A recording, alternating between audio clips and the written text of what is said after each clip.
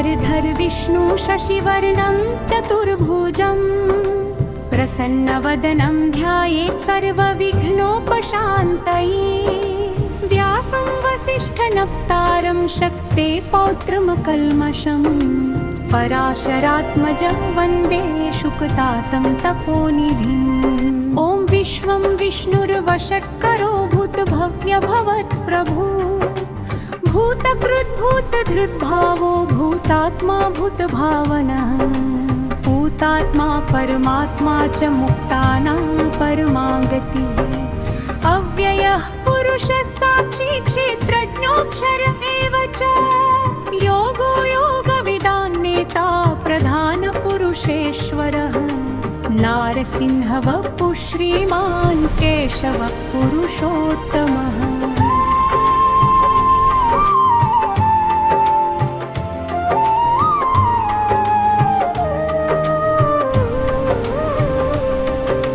सर्वः शर्वः शिवः स्थाणुर्भूतादिर्निधिवयः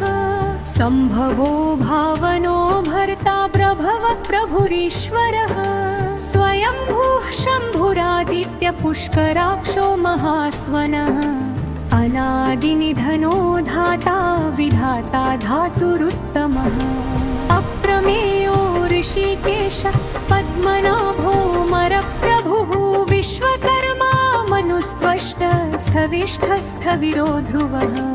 अग्राह्य शाश्वतः कृष्णो लोहिताक्षः प्रतर्दनः प्रभूतस्त्रिककुब्धाम पवित्रं मङ्गलं परम् ईशानः प्राणदह्राणो ज्येष्ठः श्रेष्ठः प्रजापतिः हिरण्यगर्भो भूगर्भो माधवो मधुसूदनः।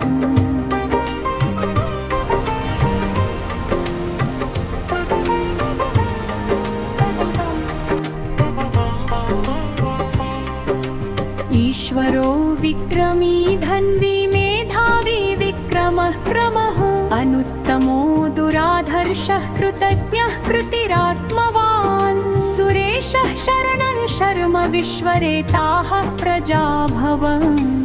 अहः संवत्सरो व्यालः प्रत्ययः सर्वदर्शनः अजः सर्वेश्वरः सिद्धः सिद्धिः सर्वादिरच्युतः वृषाकपिरमे आत्मा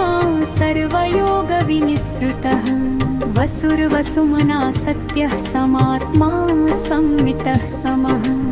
अमोघः पुण्डरीकाक्षो वृषकर्मा वृषाकृतिः रुद्रो बहुशिरा बभ्रुर्विश्वयोनिः शुचिश्रवा अमृतः शाश्वतः स्थाणुर्ववारोः महातपाः।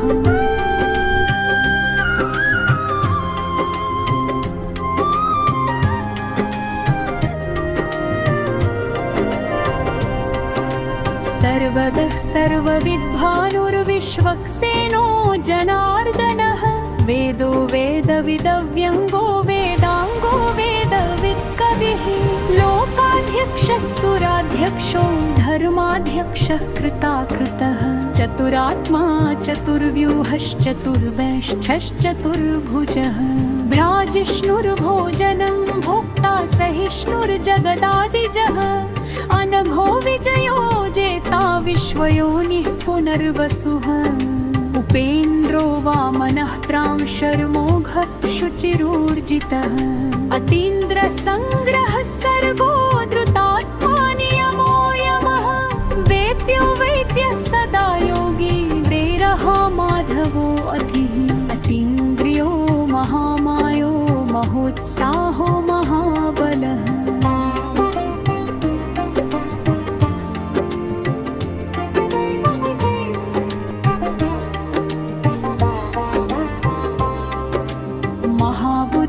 महावीर्यो महाशक्तिर्महद्युतिः अनिर्देश्य वपुः श्रीमान् मे आत्मा महात्रिधित् महेश्वासो महीभर्ता श्रीनिवासः सतां गतिः अनिरुद्धः सुरानन्दो गोविन्दो गोविदाम्पतिः मरीचिर्दमनः सत् सुपर्णो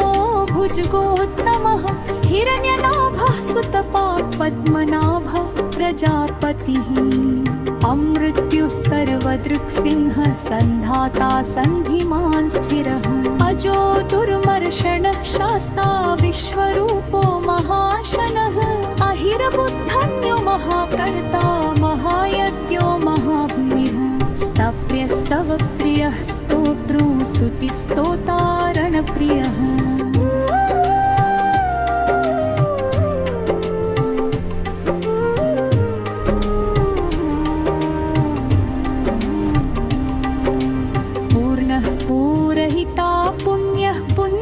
पुण्यकीर्तिर्नामयः मनोजवस्तीर्थकरो वसुरेता वसुप्रदः वसुप्रदो वासुदेवो वसुर्वसुमनाहविः सत्कपिः सत्कृपिः सत्ता सत्थोऽपि सत्परो मनः शूरसेनो यदुश्रेष्ठः सन्दिनासो स्तूयमामुनः भूतारासो वासुदेवः सर्वास्लिनिऊननः गर्भहादकुलो वृत्तो गर्भरोधौ परो दिग् विश्वमूर्तिर्महामूर्तिर्वेकमूर्तिरमूर्तिमान् अनेकमूर्तिरव्यक्तः शतमपि शतादरः तीर्थोऽनेकः सवः कर्तिव्यक्तत्वगमन्तनम्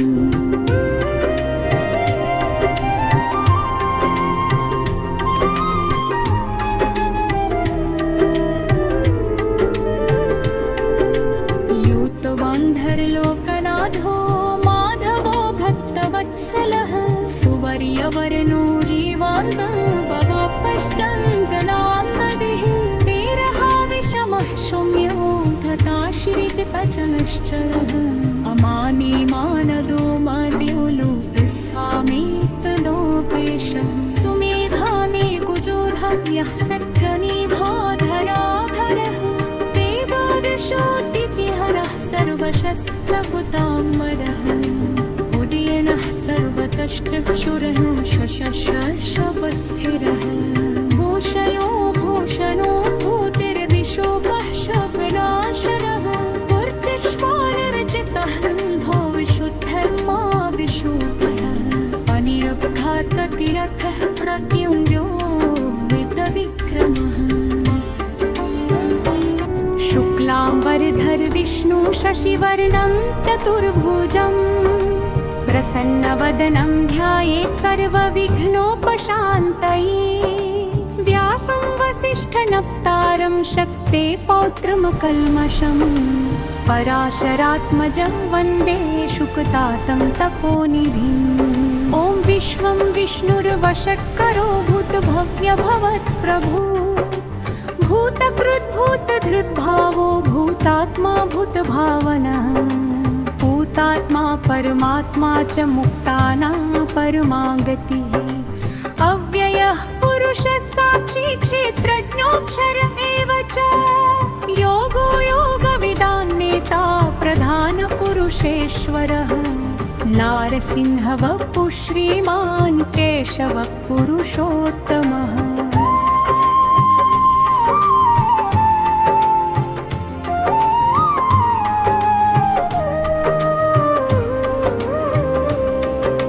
सर्वः शर्वः शिवः स्थाणुर्भूतादिर्निधिवयः सम्भवो भावनो भर्ता प्रभव प्रभुरीश्वरः स्वयंभूः शम्भुरादित्यपुष्कराक्षो महास्वनः अनादिनिधनो धाता विधाता धातुरुत्तमः अप्रमेयो ऋषिकेश पद्मनाभो मरप्रभुः विश्वकर्मा मनुस्त्वष्ट स्थविष्ठस्थविरो ध्रुवः अग्राह्य शाश्वतः कृष्णो लोहिताक्षः प्रतर्दनः प्रभूतस्त्रिककुब्धाम पवित्रं मङ्गलं परम् ईशानः प्राणदह्राणो ज्येष्ठः श्रेष्ठः प्रजापतिः हिरण्यगर्भो भूगर्भो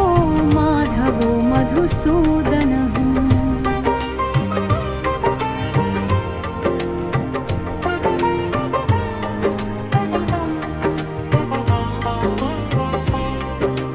ईश्वरो विक्रमी धन्वी मेधावी विक्रमः क्रमः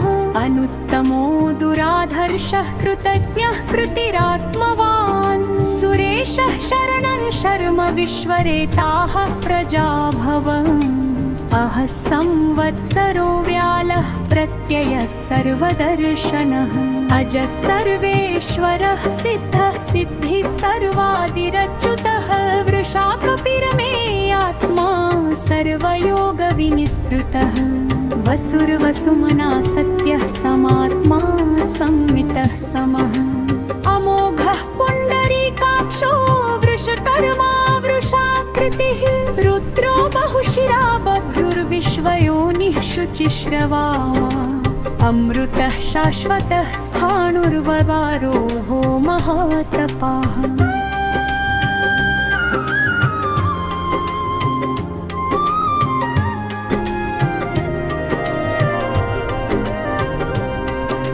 सर्वदः सर्वविद्भानुर्विश्वक्सेनो जनार्दनः वेदो वेदविदव्यङ्गो वेदाङ्गो वेदवित्कविः लोकाध्यक्षः सुराध्यक्षो धर्माध्यक्षः कृताकृतः चतुरात्मा चतुर्व्यूहश्चतुर्वेष्ठश्चतुर्भुजः भ्राजिष्णुर्भोजनं भोक्ता सहिष्णुर्जगदादिजः अनघो विजयो जेता विश्वयोनिः पुनर्वसुः उपेन्द्रो वामनः त्रांशर्मोघः शुचिरूर्जितः अतीन्द्रसङ्ग्रहः सर्गो धृतात्मा नियमो यमः वेद्यो वैद्यः सदा योगी वेरः माधवो अधिः अतीन्द्रियो महामायो महोत्साहो महाबलः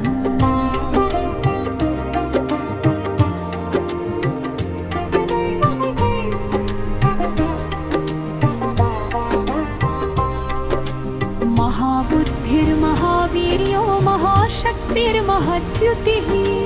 अनिर्देश्य वपुः श्रीमान् मे आत्मा महात्रिधित्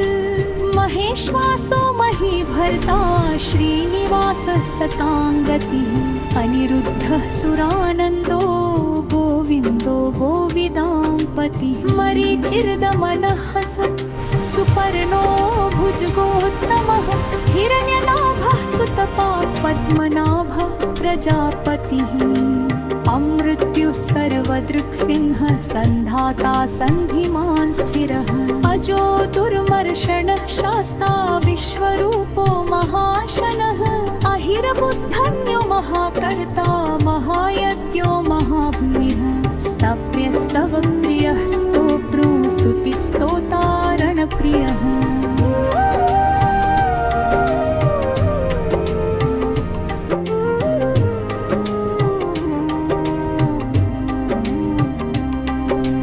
पूर्णः पूरहिता पुण्यः पुण्यकीर्तिर्नामयः मनोजवस्तीर्थकरो वसुरेता वसुप्रदः वसुप्रदो वासुदेवो वसुर्वसुमनाहविः सत्कपिः सत्कृपिः सत्ता सत्थोऽपि सत्परो मनः शूरसेनो यदुश्रेष्ठः सन्दिनासो स्तूयमामुनः भूतारासो वासुदेवः सर्वासिन्यो ननः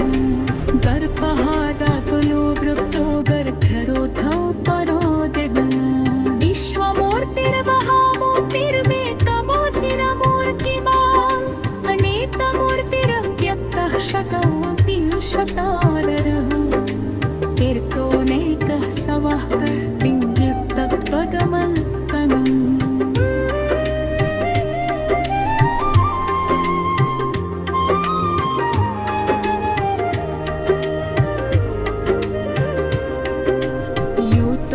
यूतवान्धर्लोकनाथो माधवो भक्तवत्सलः सुवर्यवर्णो जीवार्णः भवापश्चन्दनां नदिः वीरः विषमः सौम्यो तथा श्रीकृपचलश्चलः अमानी मानदो मद्यो लोकस्वामी तदोपेश सुमेधानि कुजोधव्यः सत्रनिभाधराधरः देवादिशोऽतिपिहरः सर्वशस्त्रपुतामरः उदयनः सर्वतश्चक्षुरः शशस्थिरः भूषणो भूतिर्विशोभः शवनाशनः ऊर्जस्वालरजतः भो विशुद्धर्मा विशोभः अनिरघाततिरथः प्रत्युञ्जो वितविक्रमः शुक्लाम्बरधर विष्णु शशिवर्णं चतुर्भुजं प्रसन्नवदनं ध्यायेत् सर्वविघ्नोपशान्तये व्यासं वसिष्ठनप्तारं शक्ते पौत्रमकल्मषं पराशरात्मजं वन्दे शुकतातं तपोनिधिम् ॐ विश्वं विष्णुर्वषट्करो भूतभव्यभवत्प्रभु भूतकृद्भूतधृद्भावो भूतात्मा भूतभावनः भूतात्मा परमात्मा च मुक्तानां परमा गतिः अव्ययः पुरुषः साक्षी क्षेत्रज्ञोऽक्षर एव च योगो योगविदान्नेता प्रधानपुरुषेश्वरः नारसिंहवपुः श्रीमान् केशवः पुरुषोत्तमः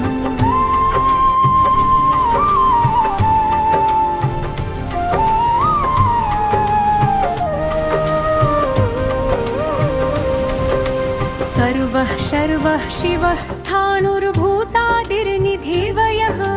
सम्भवो भावनो भर्ता प्रभवः प्रभुरीश्वरः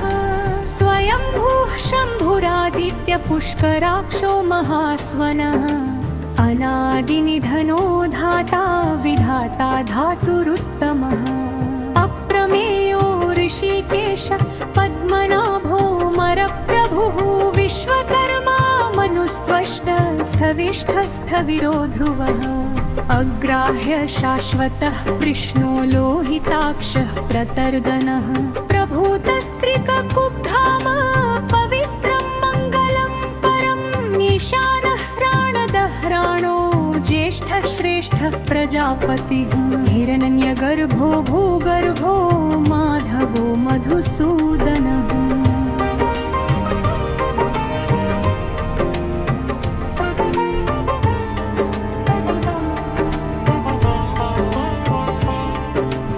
ईश्वरो विक्रमी धन्वी मेधावी विक्रमः क्रमः अनुत्तमो दुराधर्षः कृतज्ञः कृतिरात्मवान् सुरेशः शरणः शर्म विश्वरेताः प्रजाभवन्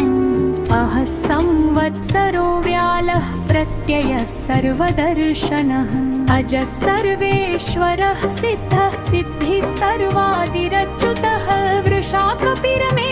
आत्मा सर्वयोगविनिसृतः वसुर्वसुमना सत्यः समात्मा संमितः समः अमोघः पुण्डरीकाक्षो वृषकर्मा वृषाकृतिः रुद्रो बहुशिरा बभ्रुर्विश्वयोनिः शुचिश्रवा अमृतः शाश्वतः स्थाणुर्ववारोः महातपाः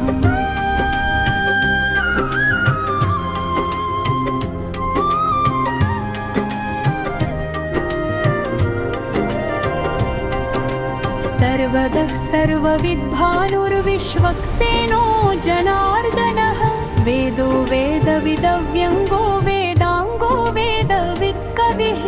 लोकाध्यक्षः सुराध्यक्षो धर्माध्यक्षः कृताकृतः चतुरात्मा चतुर्व्यूहश्चतुर्वेष्ठश्चतुर्भुजः भ्राजिष्णुर्भोजनं भोक्ता सहिष्णुर्जगदादिजः अनघो विजयो जेता विश्वयोनिः पुनर्वसुः उपेन्द्रो वामनः त्रांशर्मोघः शुचिरूर्जितः अतीन्द्रसङ्ग्रहः सर्गो धृतात्मा नियमो यमः वेद्यो वैद्यः सदा योगी वीरः माधवो अधिः अतीन्द्रियो महामायो महोत्साहो महाबलः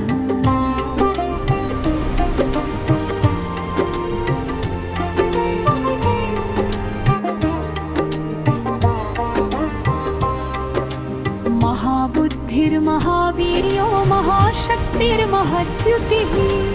अनिर्देश्यवपुः श्रीमानमे आत्मा महात्रिधित् महेश्वासो महीभर्ता श्रीनिवासो सताङ्गतिः अनिरुद्धः सुरानन्दो गोविन्दो गोविदापतिः मरीचिर्दमनः सुपर्णो भुजगोत्तमः हिरण्यनाभः सुतपा पद्मनाभः प्रजापतिः अमृत्युः सर्वदृक्सिंहः सन्धाता सन्धिमान् स्थिरः अजो दुर्मर्षणः शास्ता विश्वरूपो महाशनः अहिरबुद्धन्यो महाकर्ता महायज्ञो महाभूमिः स्तव्यस्तव प्रियः स्तोत्रो स्तुतिस्तोतारणप्रियः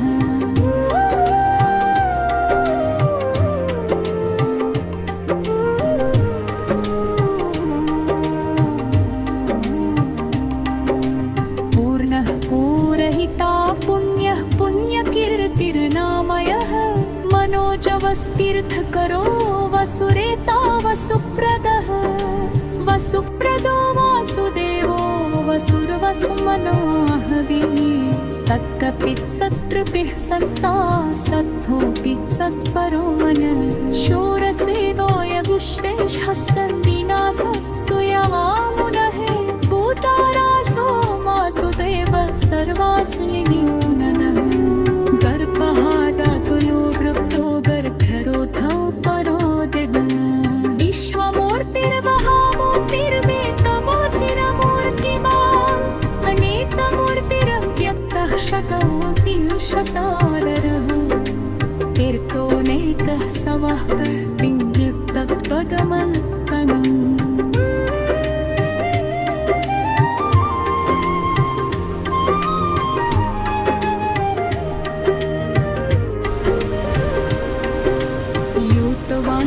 लोकनाथो